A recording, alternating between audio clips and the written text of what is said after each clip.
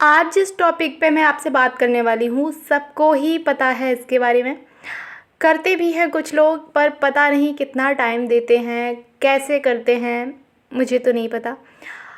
एक ताकत है आप सबके पास, हम सबके पास एक शक्ति है जो हमारी असंभव सी लगने वाली इच्छाओं को भी पूरी कर देती है, जिसे हम यूज़ नहीं कर रहे होते हैं।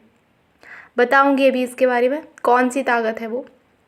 कोई भी इच्छा है वो असंभव क्यों लग रही है आपको? सोचा है कभी आपने असंभव लग क्यों रही है वो? इसके कुछ भी रीज़न्स हो सकते हैं। हमारा ओल्ड बिलीफ सिस्टम, हमारे नेगेटिव थॉट्स। आपको ऐसी इच्छाओं की बात कर रही हूँ मैं जो आपके दिल में है, मन में है। आप दिल से चाहते हैं कि पूरी हो जाए, बस पूरी हो जाए। आप टेक्निक पे टेक्निक कर रहे हैं उसके लिए, उस एक इच्छा के लिए, और नहीं भी कर रहे हैं पर वो आपको असंभव सी लगती है कि पता नहीं पूरी होगी कि नहीं होगी, बहुत मुश्किल लग रहा है। ये आपको लग रहा है पर वो है नहीं, ठीक है? वो असंभव नहीं है। देखिए, जिस ताकत, जिस शक्ति के बारे में मैं बात कर रही हूँ, जिससे हम आसानी से पा सकते हैं उस असंभव सी लगने वाली इच्छा को, वो है मौन की ताकत। और ये मौन दो तरीके का है, अच्छे से सुनना।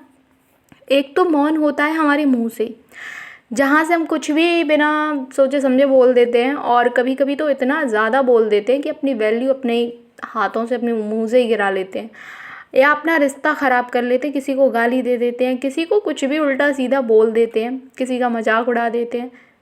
होता है ना ऐसा? और बोली हुई बातें वापस तो आ नहीं सकती हैं।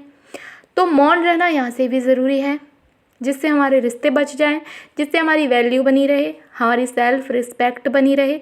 अब इतना भी मौन नहीं रहना है कि व्रत रख लो बस। जो बोलो वो सोच समझ के उतना ही बोलो जितना आपके लिए फ़ायदेमंद हो। ओवर नहीं होना चाहिए, ठीक है?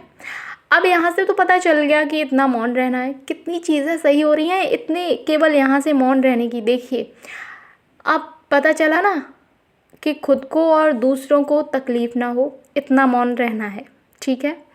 दूसरा तरीका सुनो अब, वो है दिमाग से मौन रहने का तरीका। बस इसी को समझ जाओ।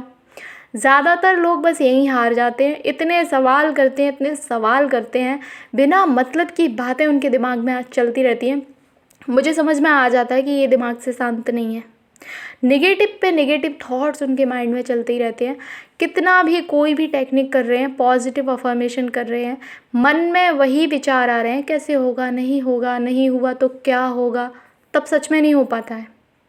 मैंने इस टॉपिक पे बात करना इसलिए भी ज़रूरी समझा, आप लोगों को और डीपली समझ आ सके कि इन नेगेटिव थॉट्स को कैसे हटाना है, जिससे दिमाग शांत रहे और हम जो सोचें, जो भी हम चाहें वो पूरा हो, हमारे सपने पूरे हों। हम यही तो चाहते हैं ना अपनी ज़िंदगी में, प्यार, पैसा, job, love marriage, arrange marriage, हमारी हेल्थ, हमारे रिश्ते अच्छे हो, हमारी कदर की जाए, हमारी इज्जत की जाए, वगैरह वगैरह, जितनी भी बहुत एक चीज़ें हैं, यही तो चाहिए ना। आप लोगों में बहुत सारे लोग ध्यान लगाते होंगे, मेडिटेशन करते होंगे, फिर भी नेगेटिव थॉट्स आ रहे हैं, तो कहीं ना कहीं आप गड़बड़ कर रहे हैं। क्योंकि यही ध्यान, इसी ध्यान की बात कर रही हूँ मैं, यही ध्यान हमारे ऋषि मुनि साधु संत इसी ध्यान को करके भगवान को पा लेते हैं। तो ध्यान ही एक माध्यम है ईश्वर को पाने का। तो क्या हम इससे ये संसार की चीज़ें नहीं पा सकते? ये चीज़ें उस परमात्मा से भी बड़ी हैं क्या? सोचिए ज़रा। ध्यान की शक्ति का भी आपको अंदाज़ा नहीं है। बहुत लोग बोलते हैं हमसे नहीं हो पाता, हम बहुत कोशिश करते हैं, ज़्यादा देर हमसे नहीं हो पाता है, थॉट्स आने लगते हैं हमें। तो ये एक बार में हो जाए इतना आसान भी नहीं है, ऐसा नहीं होता है। अभ्यास करना पड़ता है, धीरे धीरे विचार आना कम हो जाते हैं, पर आप लगातार इसे करते नहीं हैं, और करते भी हैं तो 5 मिनट के बाद बस हो गया, अब नहीं हो रहा, अब समय नहीं है हमारे पास।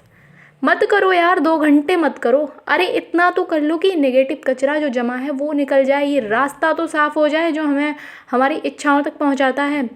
रास्ता भी साफ़ नहीं करना क्या? कैसे पहुंचोगे?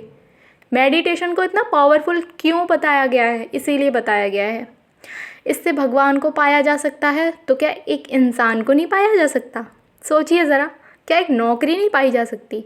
हर चीज़ का अपना समय है और सबके हिसाब से अलग अलग समय है, ठीक है? एक इंसान वो जिसके माइंड में बहुत ज़्यादा नेगेटिविटी है, उसे ज़्यादा समय लगेगा इससे निकलने में। एक इंसान वो है जिसके माइंड में हल्की फुल्की नेगेटिविटी आ गई है, उसको कम समय लगेगा। ऐसे होता है ये। गलती क्या करते हैं, ब्रेकअप हो गया, कोई धोखा दे गया, बस पता चला यूट्यूब पे लॉ ऑफ अट्रैक्शन नाम की कोई चीज़ है, उसमें कुछ टेक्निक होती हैं और वो करते हैं तो हमारा एक्स वापस आ जाता है। करना शुरू कर दी सारी टेक्निक, बिना खुद पे काम किए, बिना अपने बारे में सोचे, बस टेक्निक पे लगे पड़े हैं, तब दिक्कत आती है। एक शांति लाओ अपने अंदर, एक विश्वास जगाओ कि भगवान मेरे भी है, मैं भी उनका अंश हूँ, मेरे साथ जो होगा अच्छा होगा, ओनली पॉजिटिव।